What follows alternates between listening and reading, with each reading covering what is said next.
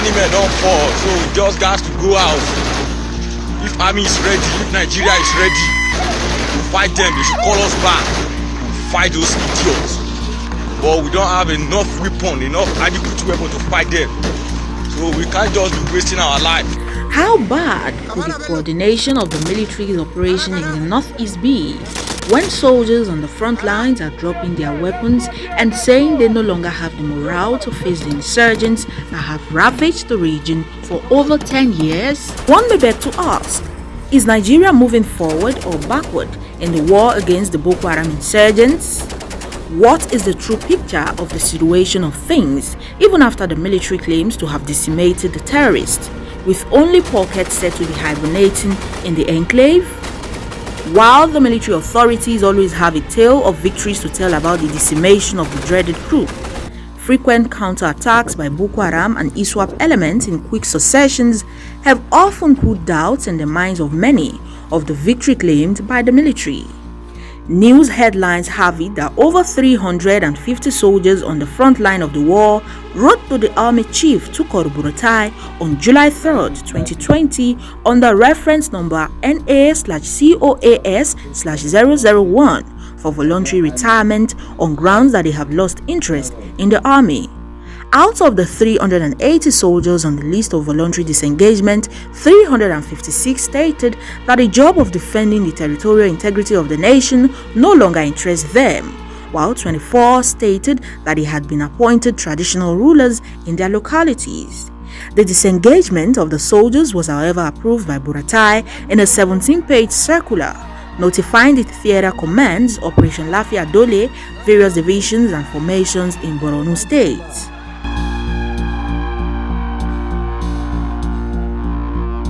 According to Punch newspaper, majority of the soldiers applying for voluntary disengagement and citing loss of interest are stationed in the northeast.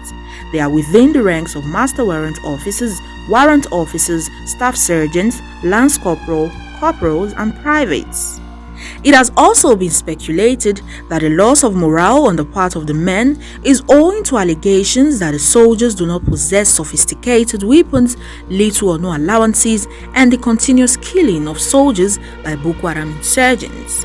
In 2020 alone, soldiers on assignment and missions in the northeast have suffered several ambushes from the Boko Haram fighters, resulting in several fatal casualties.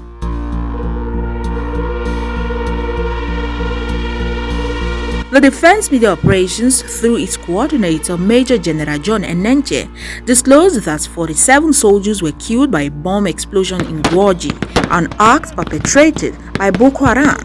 Similarly, in March 2020, 3 soldiers were confirmed dead in Damboa attack.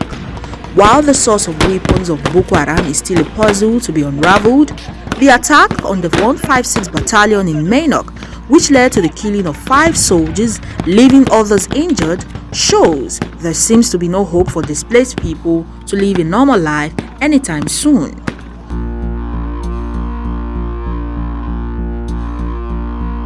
Soldiers continue to weep on the battlefield, cursing the Chief of Army Staff, Tukur Buratai, in several videos which have since gone viral. In June 2020, Lance Corporal Martins in a 12-minute video expressed displeasure at the security chiefs, while calling out Buratai and the Chief of Defense Staff, General Abayomi Olonishaki, over their failure and lack of commitment to putting an end to the consistent killing of Nigerians by terrorists and armed bandits. Lieutenant General Tukur Yusuf Buratai, as I'm making this video, I want to let you know that I'm highly disappointed in your command. You should call yourself a coward, a traitor, and a betrayer to the Nigerian people. You cannot earn my loyalty with what you are doing. I'm highly disappointed in you in the sense that you are the Chief of Defense Staff. The Army, the Navy, the Air Force, they are under you. You are the piloter of this to bring out the structure of the military. You have failed to the extent you are even collecting command from ECOWAS, all in the name of loyalty and cabals. People have died too much. just as he alleged the illegal detention of soldiers who requested for better weapons and ammunition to fight Boko Haram. After the video had made the rounds, Lance Corporal Martins was reportedly arrested by senior military officers.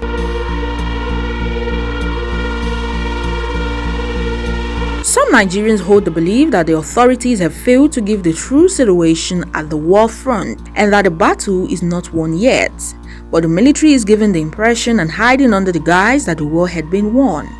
They say the picture the military is painting is confusing and not the true reality of the situation on ground. Soldiers in time past are said to have been denied their welfare packages, lacking sophisticated equipment to conquer the enemies of the states. There have also been reports of lack of synergy between the security personnel, especially the Nigerian Army and the Nigerian Air Force, because a particular arm of military wants to take the glory. With claims of victory by the military hierarchy, there are increasing and continuous attacks on people in these three states, Yobe, Borno and Adamawa, which have become the worst hit to date. The attacks suffered by people in the northeast have made the European Union extremely worried about the challenges faced by civilians and aid workers.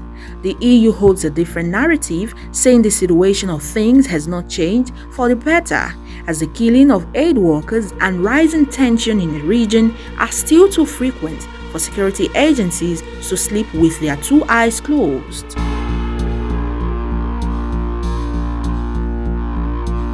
It remains a popular belief that the Nigerian government is still prosecuting the fight against insurgency, with no intention to ending it soon.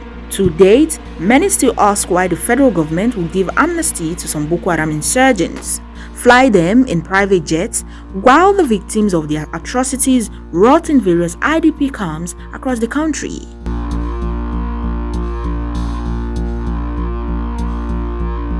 Has Buratai's presence improved the fight against the terrorists? On April 11, 2020, the Chief of Army Staff, Tukur Buratai, announced his relocation to the northeast to oversee the fight against insurgency in the region after a widely publicized and praised offensive against the terrorists on the banks of Lake Chad, led by Chadian President Idris Deby. It, however, remains a puzzle that despite Buratai's presence in the volatile region, the Nigerian troops still continue to receive bashing from insurgents, losing many previously gained grounds to the control of the terrorists.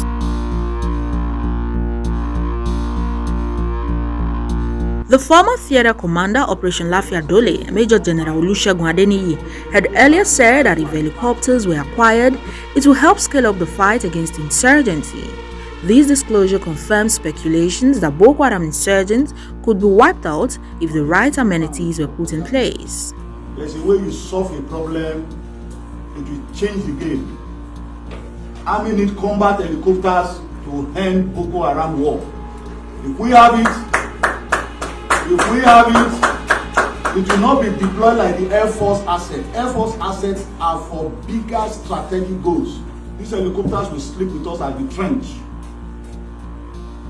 They will stay in the front line, so the helicopter and the rifle and the tanks will be together. I know this has been on the table for years. When this is done, Nigeria can forget about Boko Haram. General Adeniyi's wailing confirms what many Nigerians have always suspected about the insurgents and the war. From the clips, it shows there is no synergy between the Army and Air Force.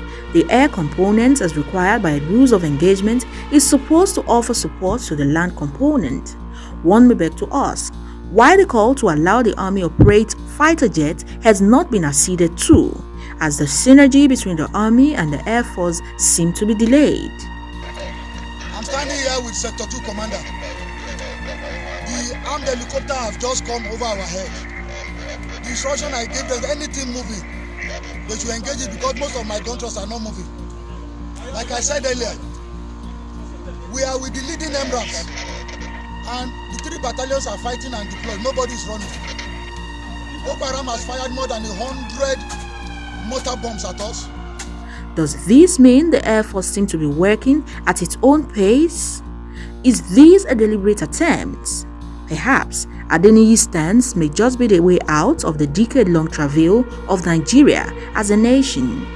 The question that is perhaps on the lips of many is, where is the political will to eliminate the non-state actors who have been the enemies of Nigeria for over a decade?